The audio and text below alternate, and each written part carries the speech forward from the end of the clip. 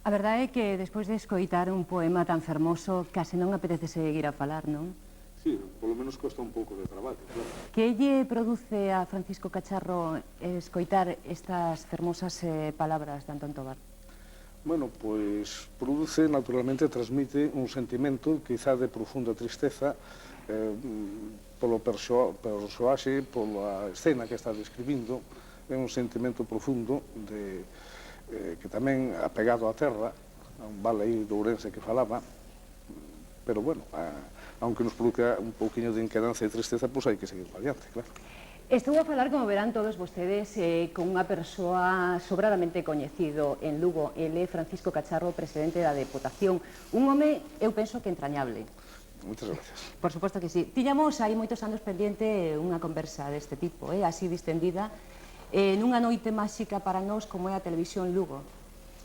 Sí, penso que é un día moi axeitado para isto, un día que se estrea, bueno, estrease de algún xeito, volve a empezar a andar esta televisión de Lugo, e, bueno, pues é un día tamén que se presta para conversar, e para falar das nosas preocupacións, das nosas ilusións tamén.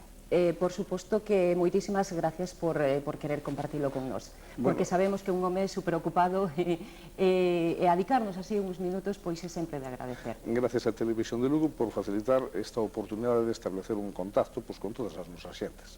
Cando se ve así, por exemplo, nun programa de televisión ou na radio, pero bueno, neste momento é un programa de televisión porque ademais esta experiencia é a primeira que se fai deste tipo, pero cando se ve así o resultado na zanfona de Luciano Pérez, responsable do taller de instrumentos da Deputación de Lugo, vostede cando ve así cara ao público, a repercusión e o bo facer que teñen cousas que lle competen a vostede, ten que ser moito orgullo que se sinte, non? Naturalmente, experimentase pois unha gran satisfacción ao ver que as cousas siguen marchando.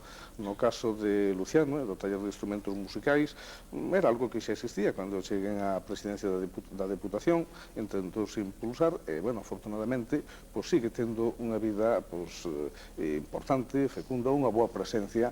Hoy pódese decir que este taller de instrumentos musicais da Deputación de Lugo é, sen dúbida ninguna, o mellor de España e un dos pouquiños dos mellores tamén que hai en toda Europa.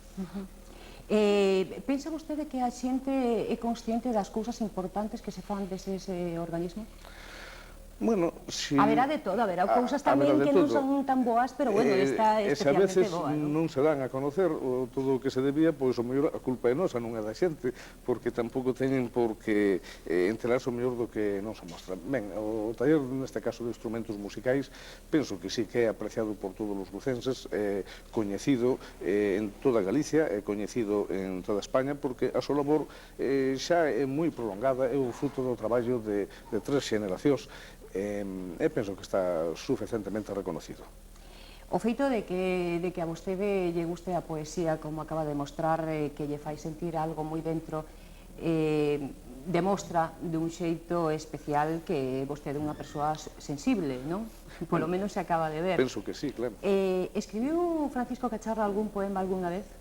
Eu penso que todos... Así de mozo, así, sí, penso que todos, un pouco de enamoramento. En algún momento, cando éramos mozos, pois tentamos de escribir algún poema, pero claro, unos fan o con éxito, outros non o tiñamos, e entonces, pois, fai tempo que esos intentos se abandonaron. Pero penso que, eu creo que todos o intentamos algunha vez. Que tal o seu paso no San Froilán pola Televisión Lugo, que tivo unha entrevista en profundidade que lle fixo Toni Nagai? Sí, ten un bo recordo? Sí, eu teño un bo recordo daqueles primeiros pasos que daba esta televisión. Foi unha entrevista ampla, pero tranquila, sosegada tamén, unha conversa agradable que fomos de San Rolando. Por certo, non tuve a posibilidade de vela na televisión porque resulta que na miña casa onde vivo non se vía esta televisión. Espero que a partir de agora podamos amañar ese tema e podamos recibir a Televisión Lugo. Seguro que si, se non o arregla vostede rapidamente, non? Eu cando contactei con vostede para que estivera aquí con nós, me prometín a mí mesma non falar de política, pero temos que tocar o tema, porque dentro duns meses están aí as eleccións municipais. Eu lle preguntaría, nestes días recibe moitas chamadas que non recibía, por exemplo, antes? Non, algunha pode que sí nese sentido por no que pregunta, pero realmente, pois non. É máis ben unha preocupación que teño como presidente provincial do Partido Popular de ir vendo como se atopa a formación das candidaturas, aquelas que hai que renovar en alguna medida, noutro sitio, como eu, pois é simplemente asegurarse de que se confirma unha boa formación que xa temos. Non é un movimento excesivo. Realmente, bueno, pois eu penso que sí, que hai unha inquietude por parte de moita xente por servir ao seu povo, no seu concello, pero vamos, tamén hai unha actitude responsable e unha prudencia neste sentido. A vida dun político que conleva indudablemente un sacrificio, penso eu, que da vida familiar compensa? Sí, eu penso que sí, que realmente pois, tamén ten momentos de moita satisfacción. Fai uns instantiños facíame mención, bueno, pois viese estaba o feito de ver o produto, non? Luciano Pérez, pois el que desenrola unha labor importante no taller da Deputación, que non é só un intérprete, é constructor tamén, é investigador desos instrumentos, son fases do seu traballo que o mellor se ven menos hacia o público, veis o instrumento xa rematado, veise a interpretación que se está facendo, pero as horas de estudio, a investigación, o ir buscar, estudiar nos documentos que son mellor as pedras que hai nas catedrales, nas iglesias, para de aí ir sacando a forma e despois buscar nas obras literarias para ir conseguindo, bueno, pois que den un son axeitado esos instrumentos, costa moito traballo. E a verdade, cando se vai vendo o fruto, síntese satisfacción. Dentro da Deputación, quizá non tanto como un concello, pero case na mesma medida, a obra ten unha dimensión bastante humana.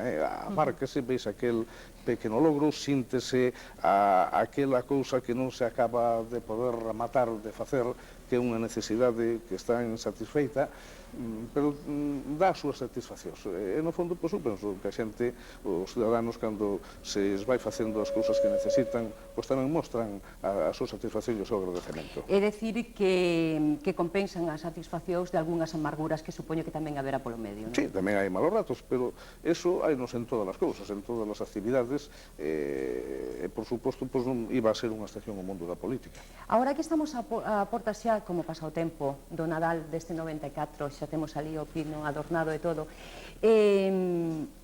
supoño que terá máis tempo para estar coa familia. Como vive Francisco Cacharro estas datas?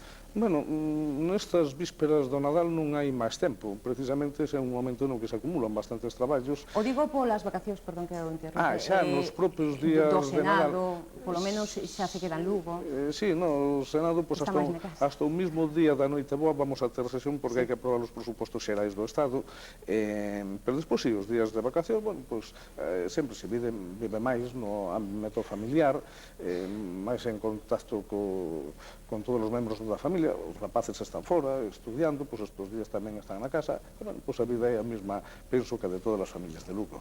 Mais entrañables os momentos máis festivos tamén, non? Sí, por suposto que sí. Son tamén momentos para o recordo, para lembranzas, en fin, hai sempre cousas que recordar cando nestas datas tan significativas da Navidade. Os proxectos que pode ter vostede máis inmediatos, podemos sabelos? Algún, polo menos?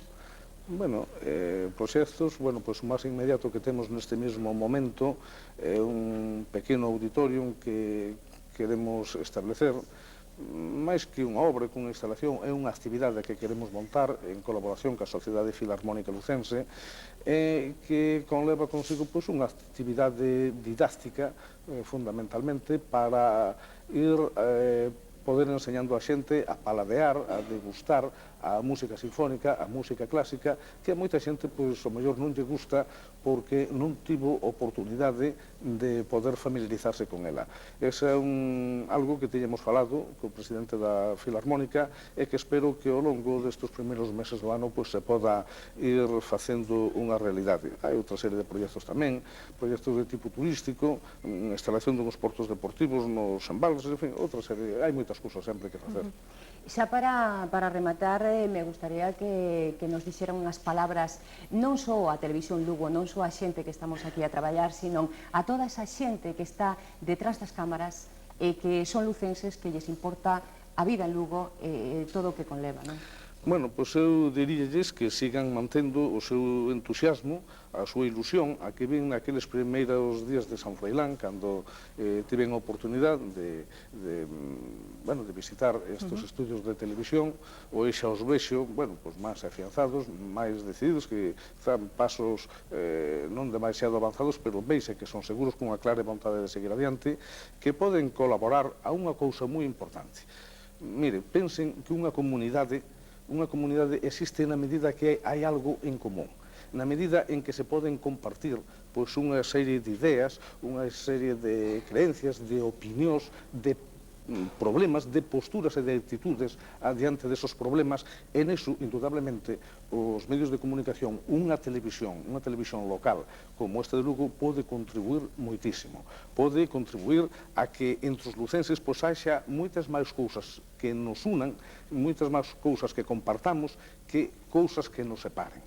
En ese sentido, eu penso que é moi importante levar a información, levar a noticia, levar a cultura tamén. Eso tamén son posibilidades de progreso, de perfeccionamento e de mellora cultural, económica e intelectual en todos os sentidos. Eu animaros a seguir nesa labor. Pois, Francisco Pecharro, presidente da Diputación de Lugo, moitas gracias por estar aquí connosco e moitos éxitos. Gracias. Pois moitas gracias a vos. Moitas gracias.